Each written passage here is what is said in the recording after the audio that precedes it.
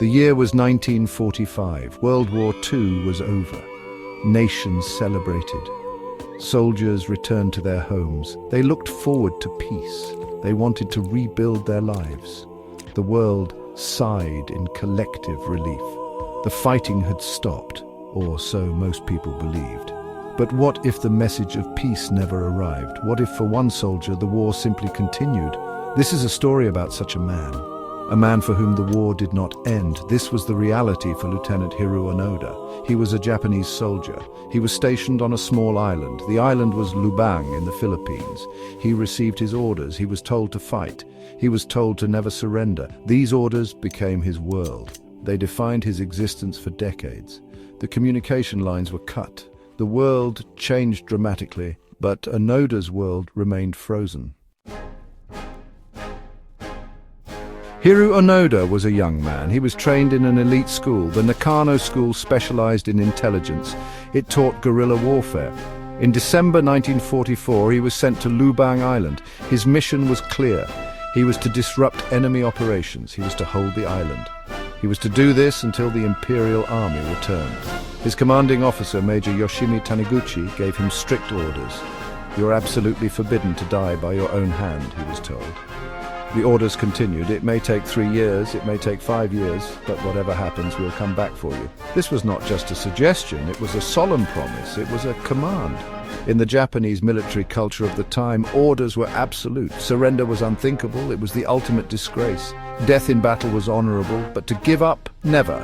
This was the mindset, this was the code Onoda lived by. This unwavering commitment is a key point. It is the pivot upon which this entire story turns. Why did he believe so strongly? It was not just personal conviction, it was years of indoctrination.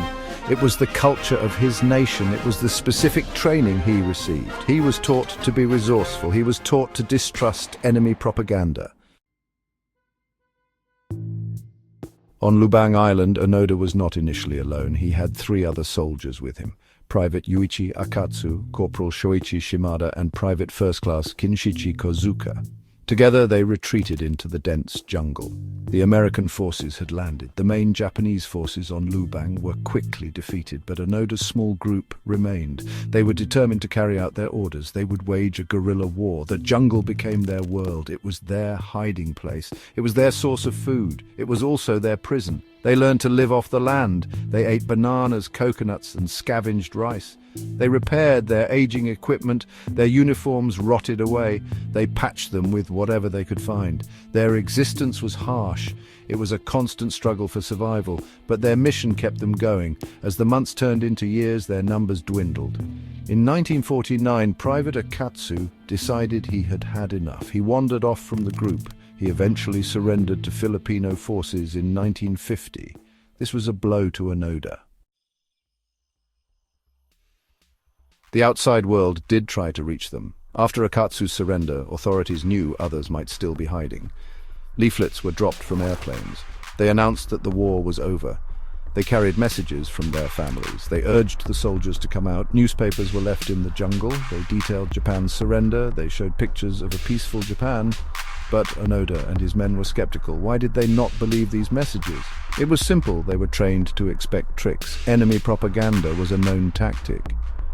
They thought these leaflets were clever ruses. They were designed to lure them out. They were designed to capture them. Their training had taught them to be suspicious. Every piece of information was filtered. It was filtered through the lens of their mission. And their mission was to fight. Family members even made appeals. They spoke over loudspeakers from aircraft. "The war is over! Come home!" But Onoda reasoned it away. Perhaps his family was being coerced. Perhaps these were impersonators. His loyalty was to his emperor. For nearly 3 decades, Onoda lived his war. He and his companions engaged in sporadic guerrilla activities. They would sometimes raid local farms for food. They occasionally clashed with Filipino police or military patrols. They saw these encounters as battles. They were proof that the war was ongoing. Each skirmish reinforced their belief. They were still fighting the enemy. They were still holding the island. Their survival skills were incredible. They built makeshift shelters. They learned the patterns of the jungle. They knew where to find water. They knew which plants were edible. They meticulously maintained their rifles. Ammunition was precious. Every shot had to count. They were resourceful. They were disciplined. Their military training served them well. It kept them alive in an unforgiving environment for years, for decades. But this survival came at a cost. In 1954, Corporal Shimada was killed. He died in a clash with a search party. Now only two remained, Onoda and Private Kazuka. Their bond deepened.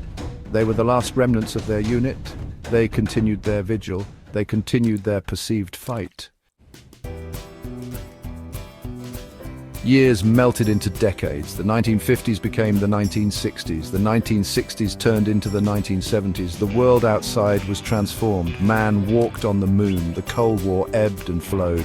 Japan became an economic superpower. Fashion changed. Music changed. Societies evolved. But for Onoda and Kazuka, nothing changed. Their world was static. Their enemy was constant. Their duty was eternal. Or so it seemed.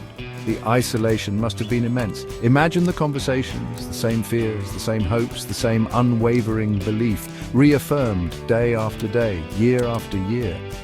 They were a closed system. Their reality was self-sustaining. They had no outside reference point, no one to tell them otherwise, no one they would believe. Their commitment was a powerful, insulating force. It protected them from the truth.